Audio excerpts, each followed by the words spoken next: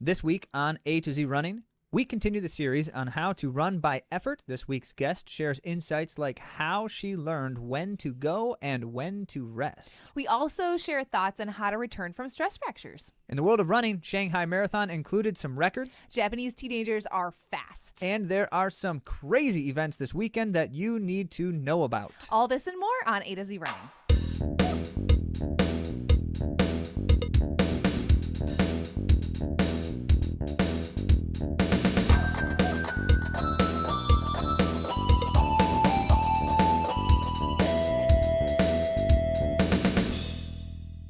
Welcome back to A to Z Running, where we help runners thrive with information, inspiration, and coaching and training services. I'm Andy. And I'm Zach, and just a reminder that you can learn more about our services and supports for runners at AtoZrunning.com. Be sure to follow us on Instagram, YouTube, Spotify, and I'm sure there's more.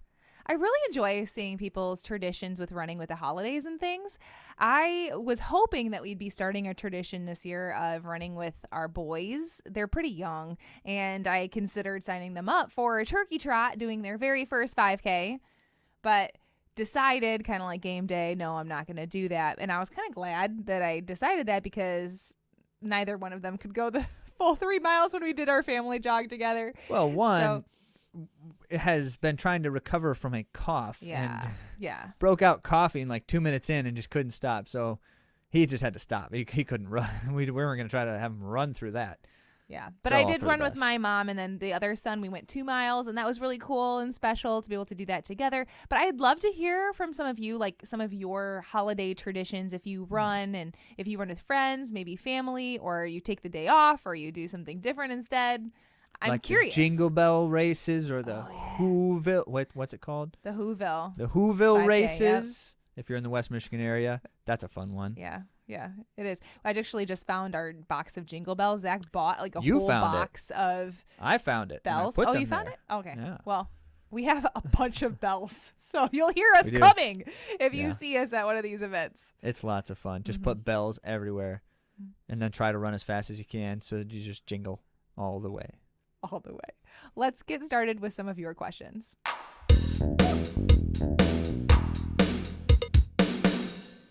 This week we got a question from Carrie Ann, and she was asking specifically about femoral stress fractures. She had thought that I had the femoral stress fracture, but it was actually Zach. So I'm going to have him share his thoughts here after I read the question. She asked, any specific tips, thoughts, etc. for this injury and returning to running, avoiding it in the future, strengthening the femoral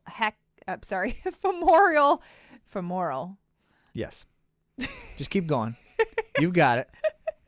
Femoral neck specifically, etc. would be so appreciated if that is the injury you had, of course. It sounds like the return to run after a stress fracture is supposedly healed and can be fraught with risk of re-injury, which has me a bit nervous. So the question is, what was your experience like returning, and were there any specific things that you would like to share? Yeah, there are certain things anytime you're returning from a stress injury that you need to be thinking about as a runner. And my experience is similar to all of the stress injuries I've had. They've all been largely the same, which is takes forever for it to heal fully. And then when it does, then you do certain things to make sure that everything's sound structurally before you do anything else. And so then the question is, as a runner, how do I speed the healing process, or at least what can I do to help reinforce it as well as possible, support good healing? And then on the other side of it, you're asking it right here, Carrie Ann, which is what do I do to make sure that I'm really truly healed and not going to re-injure, so I'm sound as a runner. And those are big concerns. You're expressing this as a concern because it is true that re-injury is a major problem for runners, but also it's very hard to know with certainty that I'm ready and fully healed. There's a lot of reasons why that's hard to know, but one of them is things can feel great for a while, and then when you start ramping things back up, suddenly they don't feel great anymore. And that's what we want to avoid as runners, right? Okay, so a couple considerations. Foremost, earlier on, I should say, when you're in the healing process, you need to do the things that help and support good healing. So one is making sure you don't do any activity that aggravates things. Like anything that's like, oh, that doesn't feel great for like the acute injury location. Don't do that thing. Whatever it is, avoid it. And so it's like, minor discomfort is kind of the signal that something is applying pressure to or stress to the area of injury. And so short of like when you just sit there, if it's throbbing, obviously you're not doing anything. That's something. But if you're doing any kind of like, oh, I notice after I go for a long walk, it's kind of feels a little throbbing or achiness or something. Well, don't go for long walks anymore.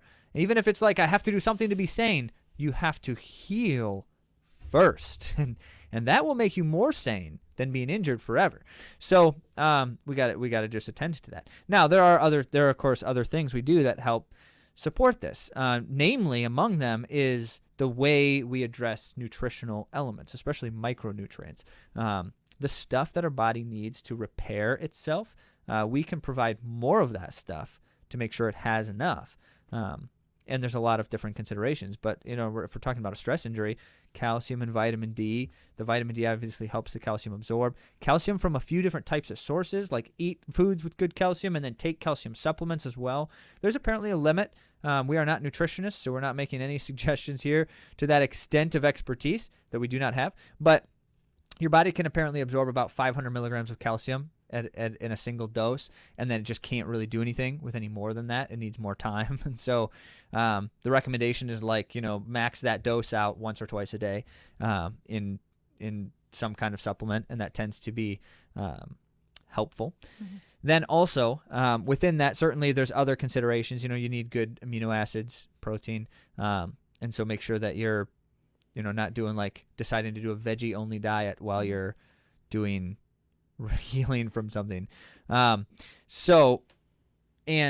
Yes. There's a caution for all runners who are in the midst of injury. And the reason why I wanted to add this consideration of your nutrition is that often runners are like, oh no, my caloric need just went way down. It's true. Yeah. And people will take the opportunity to lose weight, or they're fearful of gaining weight. And so there's restriction involved. And this is not a good time to diet. And when you are injured, your body is healing and rebuilding, and it needs all of these things. We have to supply it with what it needs to get back on track, to get healed, and to get healthy. And so this is a blanket caution, because I see it time and time again with runners that they restrict, and then their bodies, it takes longer to heal, and they're more frustrated, and they're probably feeling cranky if they're in a deficit too, which is like that compounded with being sad because you're not running is not a good thing. So you have our permission to diet insofar as you're cutting out all like super sugary foods that you don't need, or pop or alcohol. By the way, there is some research that suggests alcohol slows healing in the internal mechanisms of our body. So this is not a time to drown your sorrows in any of those things. But yes, to Andy's point, we need to have ample fuel that our body will use to heal. And that includes a lot of different types of fuel. You can't cut out 100% of all fatty items during this time, because fats are something that help with certain kinds of rebuilding. So this is the point. Balance is good. Every time we talk with a sports nutritionist, the first thing they say is balance is important. Except you're tipping towards protein is what I heard Megan Featherston say. So injured runners with these issues, you actually tip towards protein if you're looking at the diversity of your fuel and what you're using. She says to lean towards protein. You need protein more than carbohydrates to rebuild the structural mechanisms of your body. But that's kind of the, nutrition's good. Water is important. You need your blood to be able to flow as well as possible during these times. So dehydrated is not a good state to be in when you're recovering. So drink lots of water. And, it might not be a bad idea to cut out all the other kinds of fluids you might be drinking and just drink water, because, that's better than those other ones for this. So let's maximize.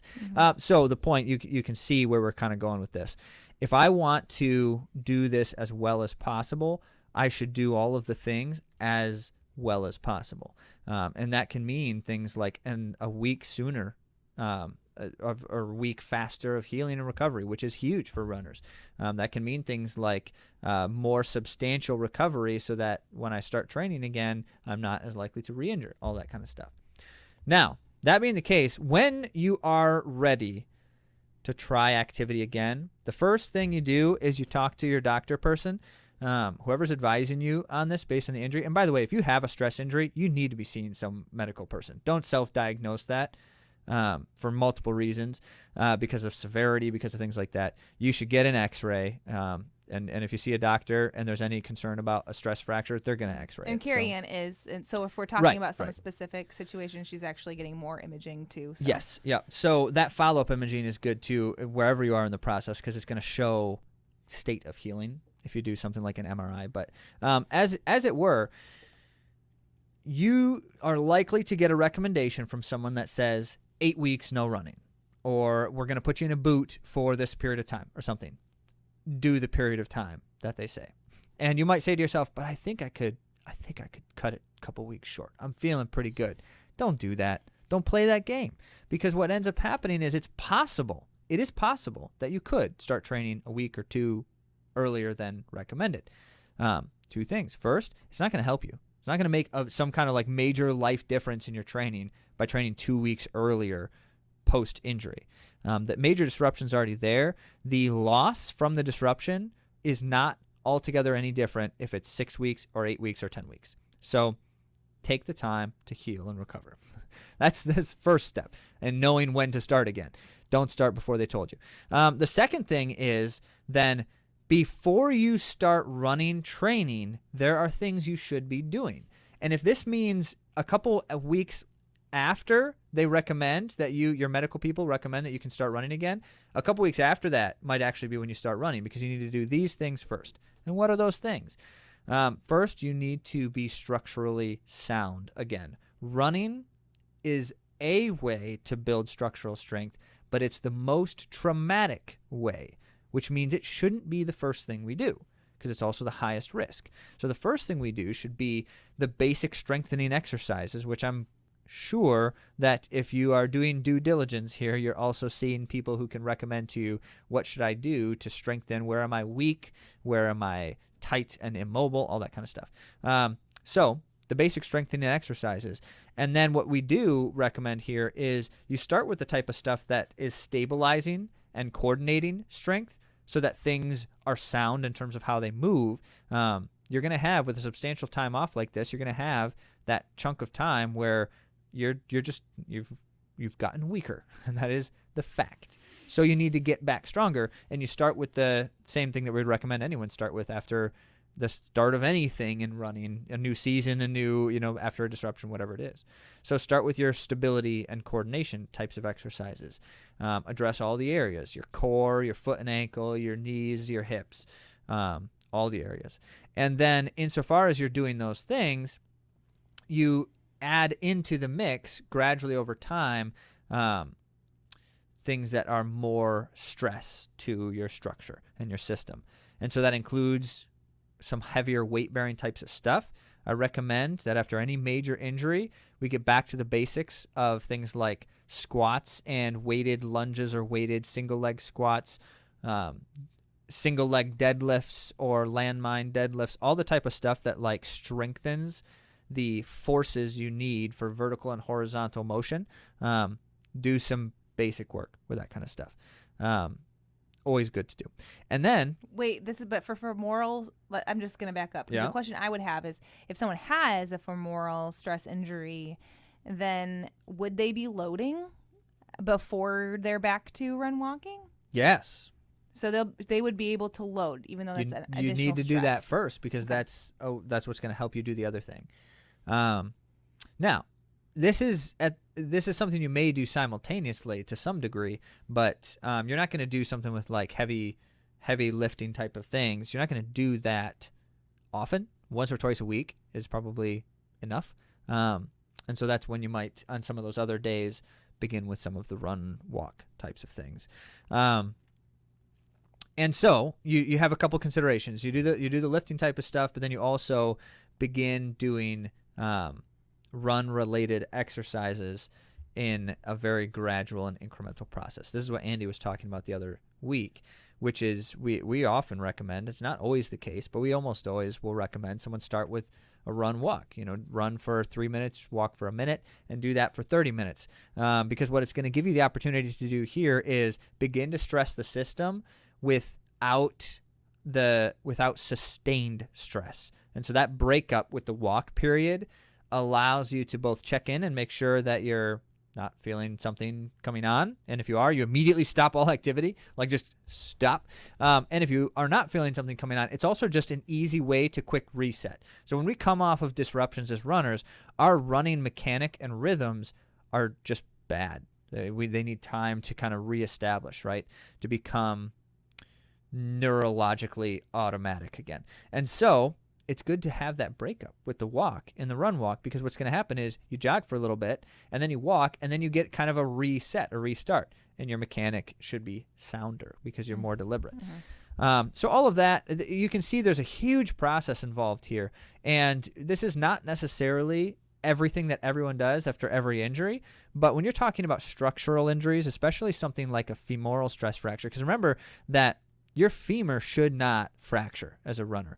It means something substantial when that happens, because the femur both takes the least amount of the force pressures in terms of our kinetic chain for our legs. It's also the biggest and strongest of those bones. And so when that thing's fracturing, it's a major concern, and it tends to take longer to heal, and it tends to take longer to rebuild. So we carry on, we recommend this kind of process. Now, this is the process that I take in this situation. These are the things that I've done, and sometimes I've had to stop and take another 2 or 4 weeks off. Sometimes I've had to stop and switch completely to biking for a chunk of time, 4 to 8 weeks. And in the particular injury we're discussing most recently for me, I ended up spending a fair chunk of time on the bike before I could do any running, because it just was not healing as quickly as we thought it would. And that was fine, because I canceled all my race plans in the near future, didn't put anything on the calendar, and just took the time to heal. And it knocked me out for 2 seasons, the season when I was injured and the season after when I would have done races but couldn't. And then eventually I was back in, and in fact ran a marathon PR a year later. And so it's not, this isn't like the woe is me, everything's over, I'm never going to be there again. You just have to be patient, take the time. Speaking of which, starting slowly when you've had an injury is the fastest way to make long-term progress.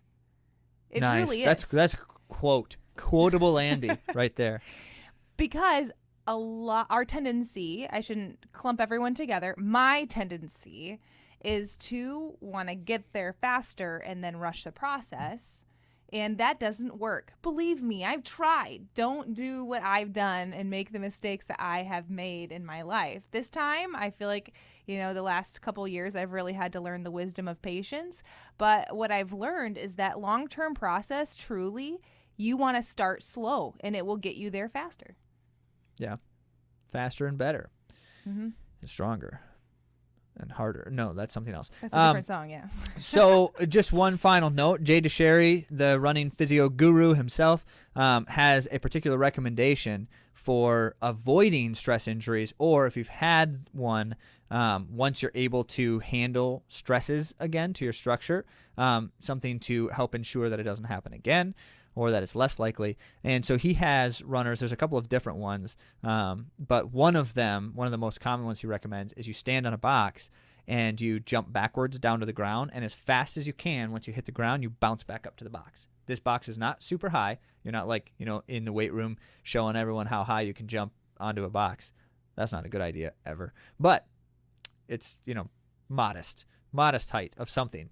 And you can even use like a stair outside on your deck or something. But you jump backwards down. As soon as you hit the ground, bounce back up. And you do that like 50 times to 100 times. You build up to it. You don't just do it 100 times the first time. But that, a few times a week, is going to have massive implications on your ability to resist stress injuries. Mm-hmm. And then beyond that, we recommend Dave Hodgkinson's circuit that he always suggests runners do all the time, but it's just a basic rudimentary leg exercise. You start by bouncing on 2 legs. You do that like 20 to 50 times. Then you bounce on one leg, moving forward and then backwards, switch legs, forward and backwards, switch legs, side to side. And all of it is you're creating stressors on your kinetic chain, structural stressors, but they're small, but that high frequency, just doing a lot of bounces like that, it's just going to reinforce all of the stuff you need structurally. Kind of a loose but associated connection that also will help you with your cadence. So if you had someone tell you that the reason that you're injured is because your cadence is too slow, which is not correct, by the way. Right. You're not hurt because your cadence is slow. It's not a direct correlation. But if you were talking about what's going to help you improve your running mechanics, but also help you run faster, it helps you get off the ground more quickly when you do these exercises.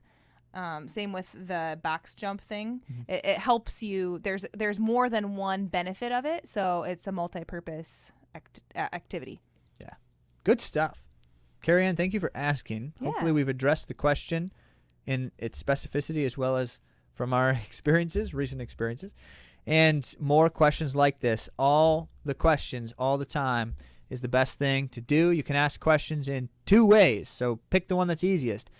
AtoZrunning.com/question or questions@AtoZrunning.com. So you can send an email to questions@AtoZrunning.com or visit the website AtoZrunning.com/question.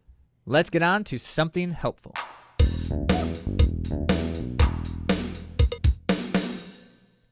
As promised, we are digging into the topic of running by effort and what it looks like in action specifically. We set this up last week to share with you what we're going to try to do with this series, and now we're going to be plugging the concept more fully with specific anecdotes and experiences. It's a nuanced idea, growing intuition as a runner. And how do I actually do that? And what is that going to look like in terms of like the literal experience, not just Zach's theoretical idealisms, which I'm loaded with them. It's true. Highly impractical. But we've got the goods, the stuff that's going to help make sense of it. And what we're going to try to do here is bring a number of different perspectives. We've got runners who have chased for years and finally achieved those elusive big goals like Boston qualifiers or a number of other elusive big goals that you've been chasing. We've got runners who've experienced serious injury concerns in the past but find improved health. Runners who've trained in these systems for years and can share a high volume of experience here. Also runners who are completely new to the system and just learning what it's all about, and you can get some of that experience. And we've got people who do the long stuff, people who do the short stuff, people who do stuff in the middle. So what we're really going to try to do here is give you the direct experiences and insights that relate to where you are as a runner and how you can figure this thing out. Because it's important. Mm-hmm. It is that important. If we were to say, what's the thing that we think makes the biggest difference for runners to be successful and thriving, enjoying the running? What's the biggest thing we do in terms of the training? This is the thing. Yeah. But it's also really hard to explain and describe in practical terms. So we've got it. Mm-hmm. This is going to help. And first up this week is Steph Martin, a wife and mother, and between those things and her day job, somehow finds time to train as well. This April, Steph will be running her first ever Boston Marathon. Yes, Steph. After chasing the standard for years and finally hitting it with a 15-minute personal best last spring. On top of that, by the way, her previous marathon was also a 7-minute personal best. So you can see the trajectory she's been on. The question is, what has brought this about, and how has Steph been experiencing these things? She has found substantial success, but her journey has not been without challenges. So listen to Steph as she shares her experiences learning how to train by effort and become a more intuitive runner. Welcome, Steph. So glad to have you with us. Thank you for joining the show. Yeah, thanks for having me. This is very exciting. Yeah, it's been like 2 years of working with you. So good. It's fun to get to tell some of my stories. Right on. Well, that's exactly what we're trying to do here. Before we get into the specifics of it, can you give our audience just a little brief, kind of what have you been up to lately in running, and what brings you to today, and what we're going to be talking about here? Yeah. Some what I've been up to lately. So after chasing Boston for about 5.5 years, in April, I got my first BQ, which was just a really exciting time. And so that was in April. So of course now I'm gonna kind of forget exactly what the stats are, but it was like a 15-minute PR and a 14-minute BQ. So that was really fun and exciting and something I'm really proud of. Since then, I've kind of just been taking it easy, but now I'm ramping up to train for Boston. Right on. Right Yeah. on. So, not that we're trying to lead the witness necessarily here, but certainly you have had some positive experiences lately, it sounds like. And congrats. If I didn't already say it, congratulations. Um, so, Steph, as it were, you've had some positive experiences. You've done some things differently in the last couple of years than in the past, training wise. And as we know, as we've shared with the audience, our intent right now is to really try to express through your stories and experiences how the training systems have how you've experienced them. And so there are things about them that are challenging. There are things about them that um, have pros and have cons. And we are not afraid to hear the good, the bad, and the ugly, whatever that may be. So as it were, maybe that would be a place that I'd love to start, which is anytime we make changes in training, it presents challenges, obstacles. Whether it ends up successfully or not, it certainly begins with some amount of challenge. Can you share with us when you moved into the training system and approach that we have used, what has been challenging? What was challenging? Were there any obstacles?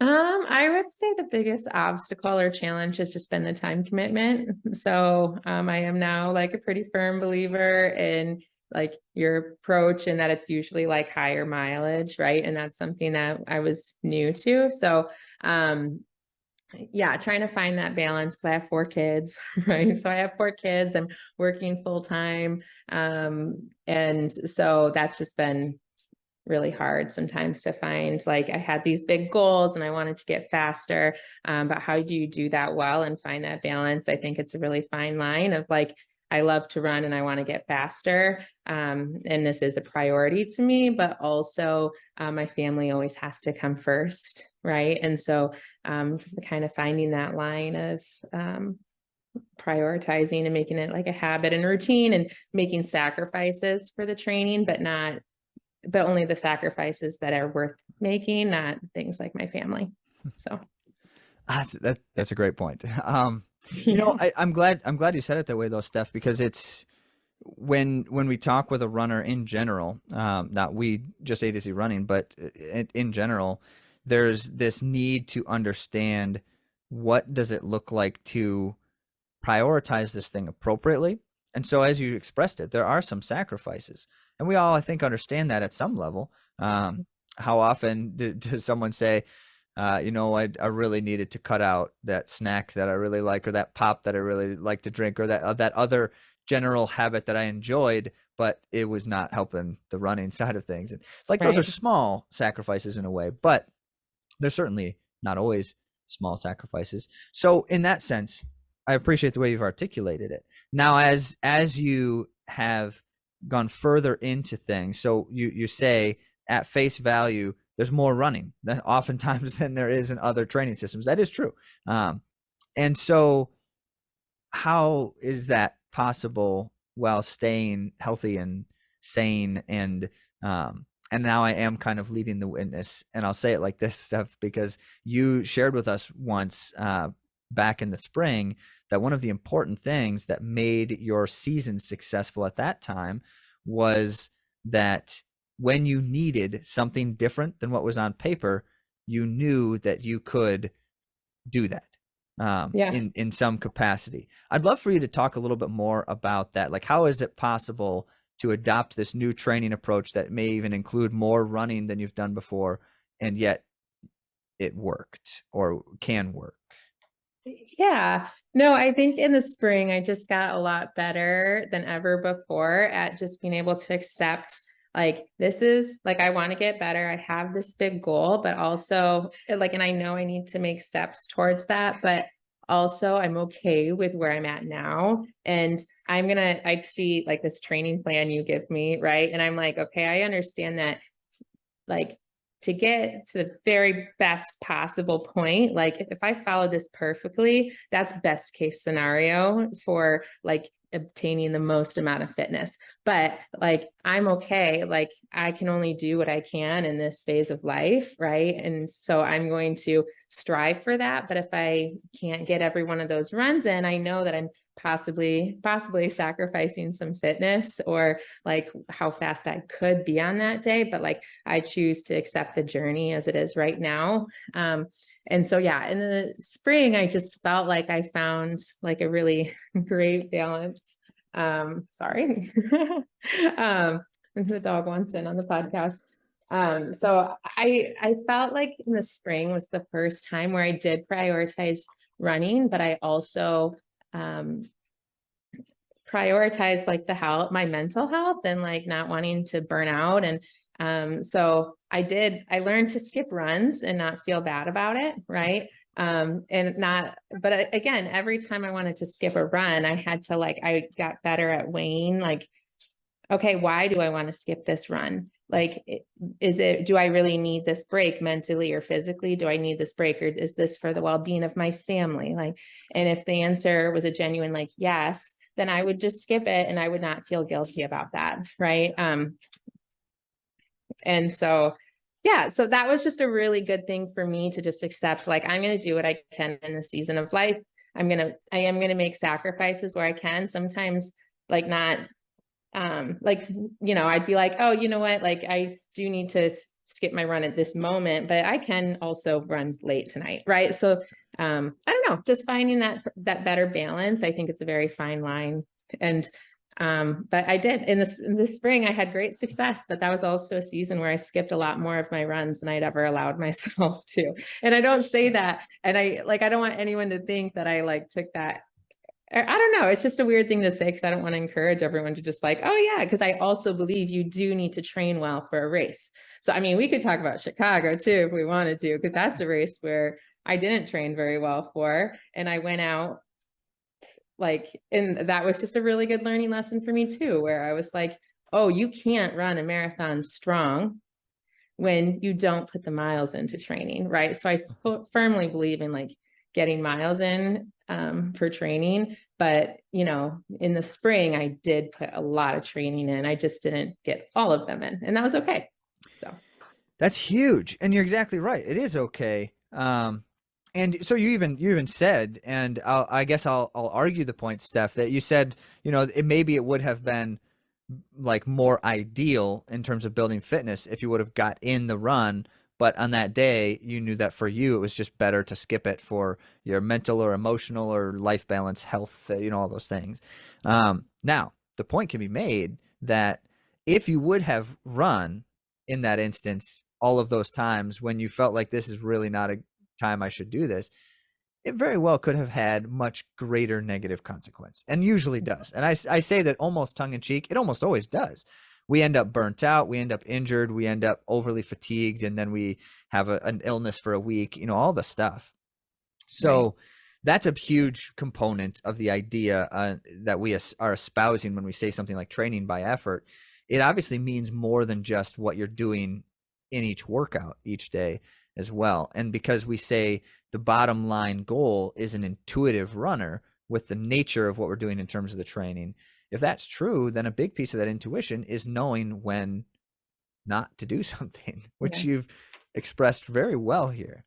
Yeah. And I mean, to like keep going on that point, I mean, I used to only care about qualifying for Boston, right? Like before April, like in previous training cycles, everything was about qualifying for Boston. So I do agree, like that is where I got to in training. And I think that training by effort has really helped me a lot in just accepting where my current fitness is and where my in like running for my current fitness, and also just being content with the journey more than like the destination or like that qualifying time. And of course I was like beyond thrilled to get that BQ, but I just, like previously when I was training, I got so burnt out chasing Boston. I got so burnt out. I stopped running for a while. I mean, I also had a baby during that time, right? But still, it's just one of those things where I really believe that choosing not to run, like to skip some days, not only like, I think it probably helped a little bit with like physical, right? I got some more rest days. So physically I was able to, I think it maybe helped me avoid injury, but then also it definitely helped me avoid burnout. So, and yeah, Definitely. So there's a key to the process as we've expressed it, generally, that knowing what I need today and how to do that so that I can be successful. And so we've said, a piece of that is knowing when not to do something, certainly. But another piece of it too is knowing how much can I exert right now. So you have all of those things, the burdens of life, and that's a poor way to say it, because those are good things. It's like family and work, and like these are burdens of life, but they are positive, if there's a way to say it. So you have those things. You go for a run, and sometimes those things weigh differently than other times, whether or not the physiology is, prime. How do you make choices, or how have you made choices in terms of degrees of exertion? And can I handle this harder effort today, or do I just need to back it off? Or I'm going to do this harder effort, but it's not going to be as fast as I would like it to be. Like any of that kind of stuff. Have you wrestled with that, and how have you been able to? Yeah. Well, I'd say before I started running by effort, I never learned to listen to my body. Okay. I was very pace motivated. I would always be striving for a specific pace. Even on my easy run days, I had like an idea of what pace I had to run. And I never tuned into my body. I just cared about what my watch said about my pace. And I was always trying to like push it harder. So learning to run by effort, first of all, was like incredibly good for me because I was forced to learn to read my body. Okay. And then in turn, like choosing to listen to my body, and just noticing the little things where maybe like something might start hurting or whatever. I never listened to my body, and I learned to, and that was huge for me running by effort. Um, and then I remember early on in training with you with A to Z. So this is like almost 2 years ago now. I remember being on a treadmill and I had to do an easy 45-minute run maybe. And I couldn't do it. Like I'd been training like, and I just remember like I kept slowing down the treadmill and it just was like the most miserable run. And like, and I ended early. I just finally was like, not worth it. I'm cutting it short. And so I remember like, thankfully that night I had a coaching call with you and Andy, and I like shared that. And you said to me like, okay, probably a good choice to like quit and call it. But also like, you need to reflect back on like previous runs recently. And like, where did you overdo it? Because like on an easy run, for you to struggle through an easy run, you probably overdid it on another workout. And so that was a really good learning lesson for me, as far as like learning to like gauge effort, and not only like take my easy runs as easy as I need to, and not like, I don't even look at my watch on like I just don't care how slow I look or feel, right? Like I'll do that. And that's been really good for me. But then on harder effort days, I like, it's a trial and error is what I like. It took me a while to learn to run my hard days by effort, because I would go out too fast or too hard. And I wasn't good at gauging what that felt like. But then once I figured it out, that was, I don't know, it just took time, but I figured it out. And like, I love that. And then like relating it back to my easy days, I used to always try to go too hard. Like, if I was running by pace, I was still always trying to go faster than the pace I was supposed to run to like prove something. And so, but after like realizing like, oh, if I give too much effort on this day, then I can't give as much on this day. Right. So like learning to just work with like the prescribed effort, trusting that like it's that way for a reason. So I can continue to like run strong and injury free on my other days. It just was, yeah, I don't know. Did I answer your question? You did. That's awesome. Yeah, and there's a lot there. I mean, and what it comes down to in my mind is figuring out those lessons as you were describing them. There's a bit of like you kind of have to experience something and then think about it after the fact and try to really figure out, okay, if that wasn't great, what should I do differently? And if that was good, why? And how do I make sure that I can have more of that? Well, thank you again. Thank you so much for your time, for your stories and experiences and insights, and I always appreciate it. Look forward to being able to share these thoughts with the audience. Cool. Thank you, Zach. I do really appreciate having you and Andy as coaches, and thanks for having me on your podcast. It has been such a thrill to watch Steph's journey and to hear about it today. What really stuck out to me was how she learned how to rest when she needed it.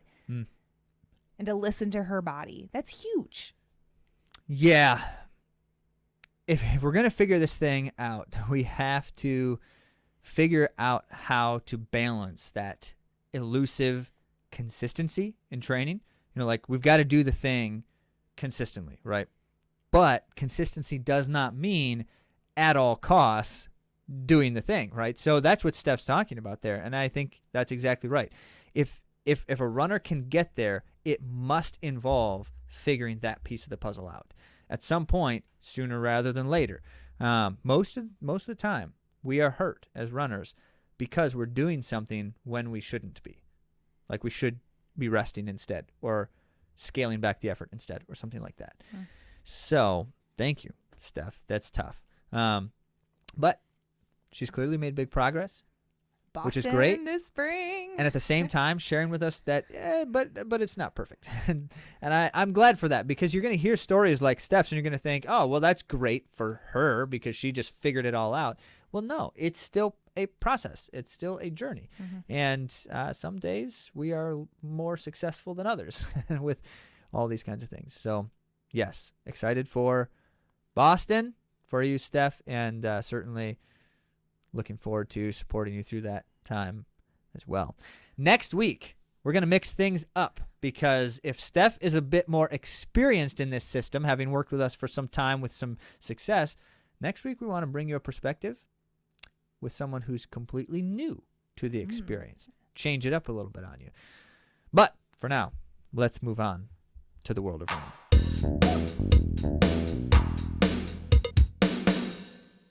From the A to Z runners whom we support, there have been a lot of turkey trot races, as you might guess, given the timing here, and those are always fun, right? Some of them are less formal than other road races, and some are like a super big deal.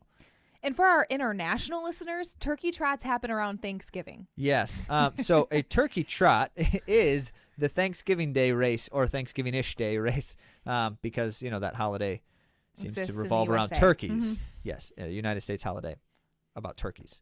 Or maybe it's about something more than turkeys. Gratitude. Well, anyway, so the Grand Rapids Turkey Trot is one of those big ones I mentioned. 6,000-ish participants, which is not small for a 5K. So that was cool. We had a lot of people doing it, and in varying degrees of going hard or just hanging out and having fun, like Andrew, who was filming a turkey. Well, not a person animal dressed like a turkey. Thanks for clarifying. Yeah. That was good. Yeah. So Andrew did that, and that was just for fun. But Chelsea ran a personal best 5K. Yes, Chelsea. Well done. Congrats on that. Kyle also ran a personal best 5K. Oh, wow. We have to asterisk it because he has run a 5K faster than that in a time trial, just like a solo workout. But this is an official race result. So there you go. Well done, Kyle. And then CJ was second in his age group, and Kendra was first in her age group. Sweet. Well done. And Ben and Mark also ran. And they're involved some family members in their experience too, which is always cool and fun. Get those kids out to run races. Love it. I hope to do that one day. Yeah, we talked about that already. We'll see. All right. The Gobble Wobble is another one that a number of our people ran, but it doesn't have official things. Like there's no timing or results or anything. Which it's is a fun great. run. Yeah, it's So for I fun. say that because we don't actually know how many of our people ran it. Because you know how these things go. People are like, I might wake up and do it, I might not, and we don't always find out whether that happened. Because some people also just show up and run because they're just running for the day anyway. But we know for sure Pete and Dano did and had a good time of it. Other races and other places included Laura, who finished first in the Masters division in a 5K, and Spencer, who was first overall champion of his turkey trot. Marissa also ran a 5K too. And Marissa. Mm-hmm. Thank you. Awesome.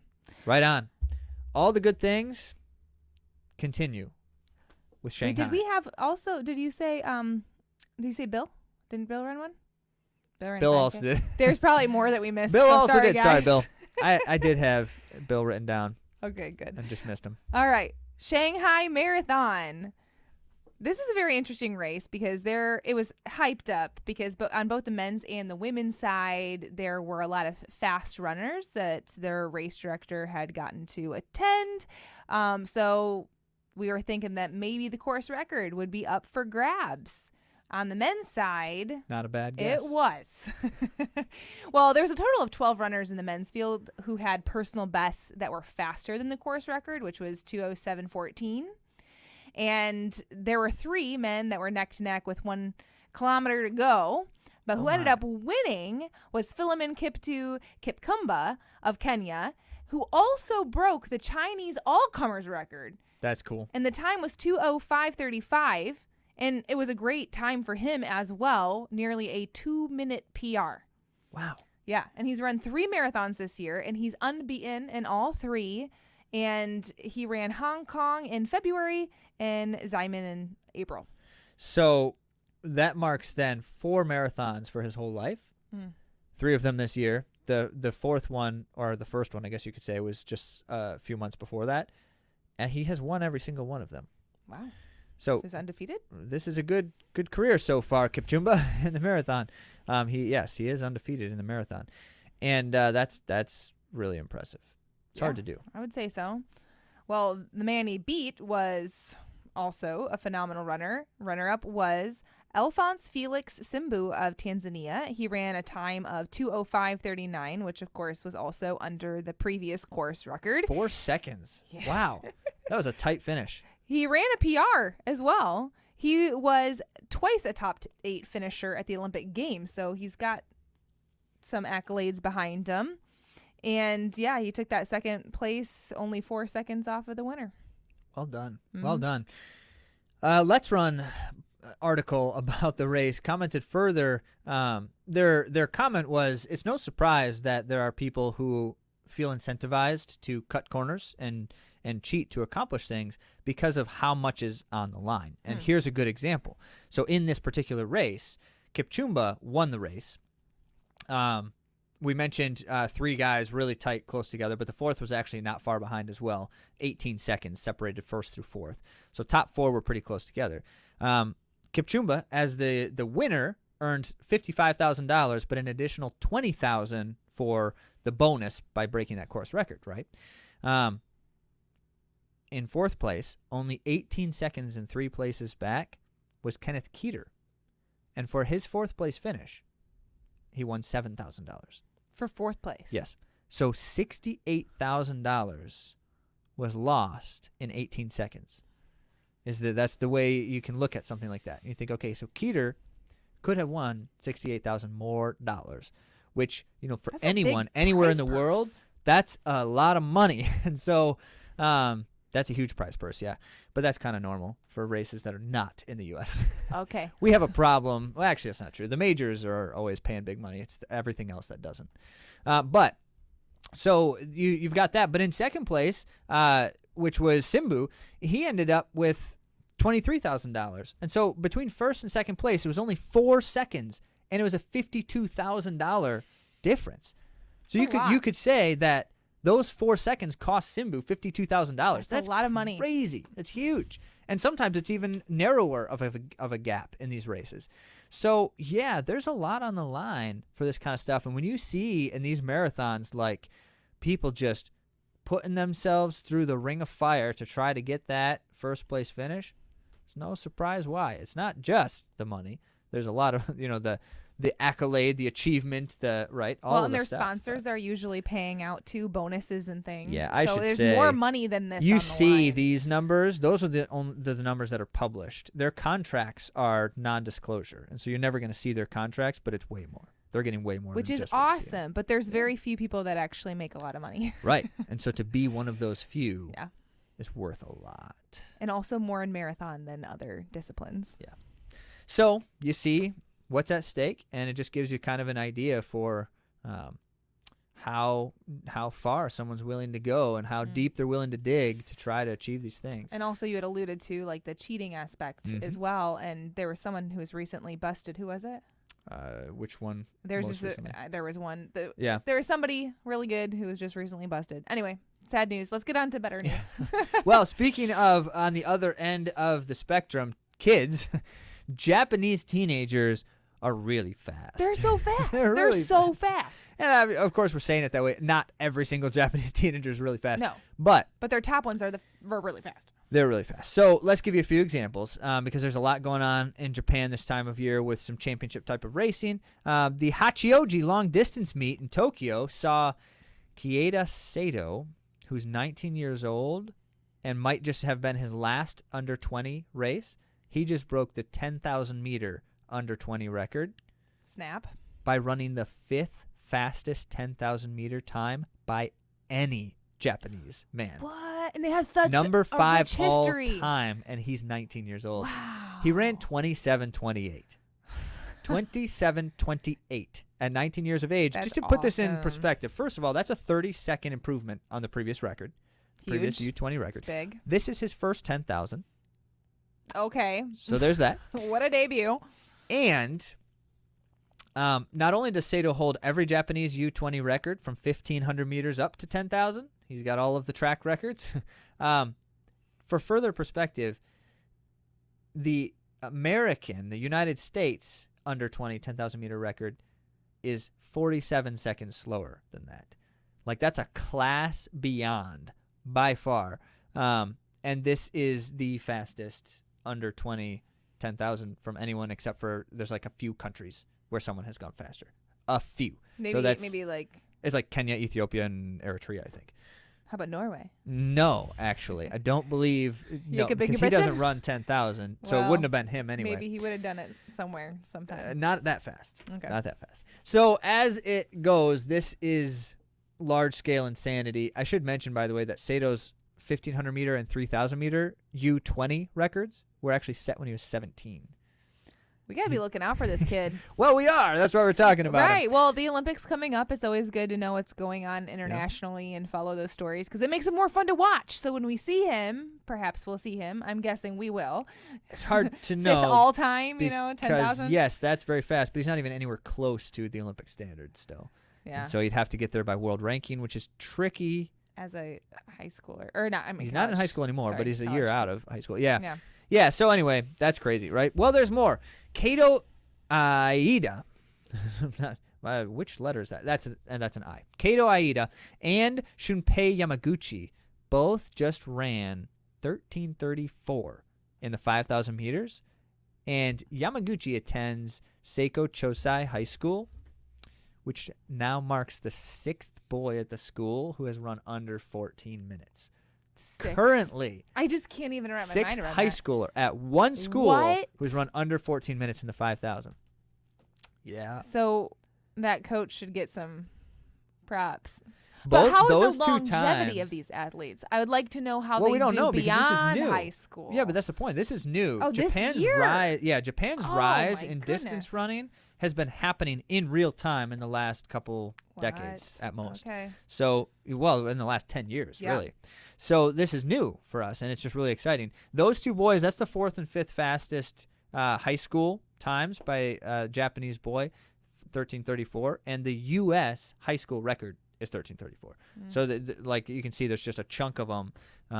They're on par with the best in the world. Chunk of them. A chunk. Yeah, that's how you measure things. All right, so there's more fast people doing fast things, but we'll just keep you posted as the things roll in. So let's talk about what's happening coming up here, because there's some exciting things that will be going down in the next few weeks. Yeah, this coming weekend and then a couple of things the weekend after. You should know about this and pay attention because it's fun. All really exciting and fun. Yeah. First off, the Valencia Marathon. There's also going to be a marathon debut by a legend, Joshua Cheptegei of Uganda. He's the 5,000, 10,000 meter world record holder. You may know him from this podcast where we've said his name from all the things he's several done. hundred times. Multiple-time Olympic medalist, multiple-time world medalist. Yeah. There's been long speculation as to how he will do as a marathoner, so this will be exciting. We're going to get a hint. Now, remember, debut marathons don't necessarily mean much, because there have been a lot of marathoners who have run super fast debuts and then never really amounted to much beyond that, and plenty who struggled in their debut and then have just like crushed it. Right. Enter but it's still fun. The women's world record currently in marathon. Sure. Yeah. But yes, still fun. So we'll see. And Valencia is always fast. Valencia is amazing. If you're going to win Valencia, it means you have to run near world record in both the marathon and half marathon. So this is going to be exciting.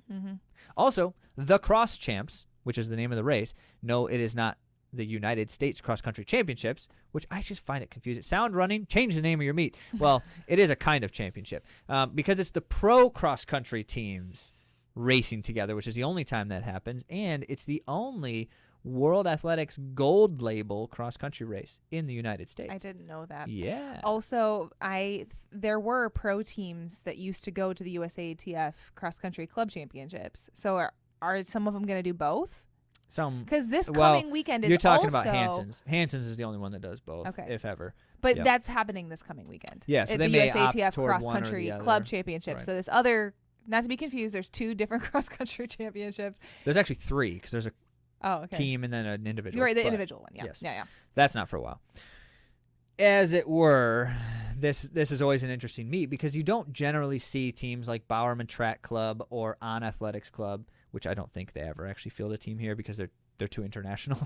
They don't have enough just United States runners where they field teams for these. But anyway, the point is you don't usually see teams like that run cross country, except for at this meet, which is why it's fun.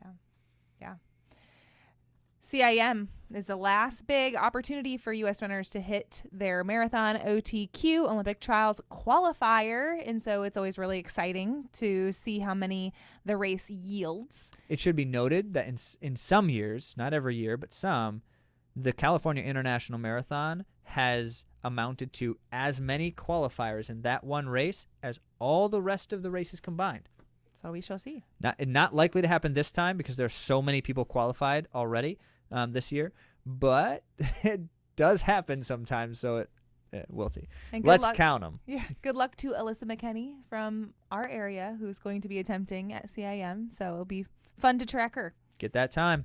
Nike Cross Nationals, which is the first of the two big high school cross-country championship meets, is this weekend, and that's going to feature the best of the best in U.S. high school runners currently, and it sounds like it's going to be quite the race. You just see the names that are there and a lot of returners who are looking for some satisfaction. I mean that in the There's sense of so like many revenge. good kids, and that's part of what makes it so exciting too, is that it's just another level in the last few years. And so it's a big deal, this Nike Cross Nationals.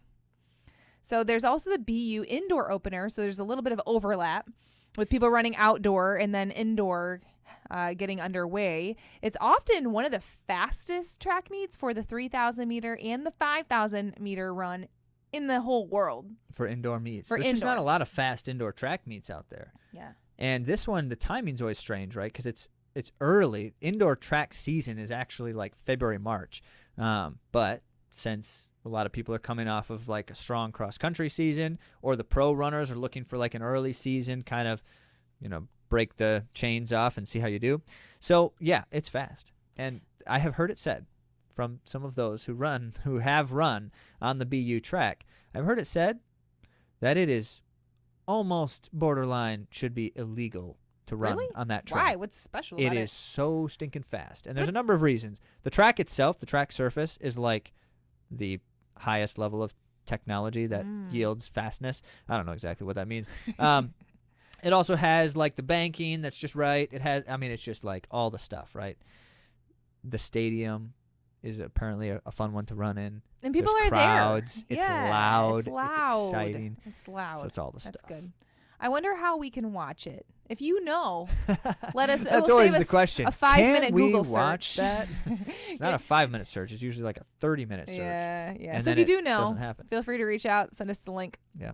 Well, anyway, after that, so that's this weekend. All of that is this weekend, which is why we say there's just so much happening. You got to tune in because, you know, if you're a runner and you like running, this is the stuff. Or you can just listen to our podcast next week where we'll fill talk you about in. all these things. But who wants to just hear the recaps when you could watch it yeah, yourself? That's true. And then the weekend after, just for a quick look ahead, we've got the European Cross Country Championships coming up, which are always exciting. That's one of the bigger cross country meets of the year. Although frequent winner Jakob Ingebrigtsen not going to run. He's hurt, Oh, which is sad. you know, someone like him who seems to be Superman, meddling when he's sick and whatnot. I mean, he's going to Sometimes he isn't able to run. So Yeah. he's human too. Maybe. Maybe. The jury's still out. And then the second of the high school cross country championships is the weekend after. That's Foot Locker cross country, which is the most historic of the high school cross country races. And so it's always kind of fun to see the who's who over the years. They've all done it.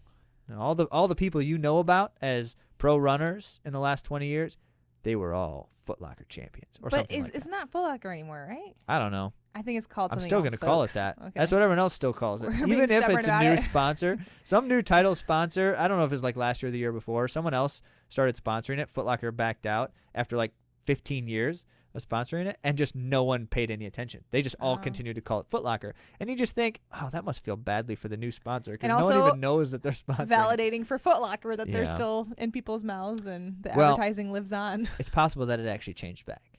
Okay. But I don't We'll know see. that. Awesome. Well, this was exciting. World of Running news. Obviously, there's more to come, as we just spoke about. Just noted. Yeah, just noted.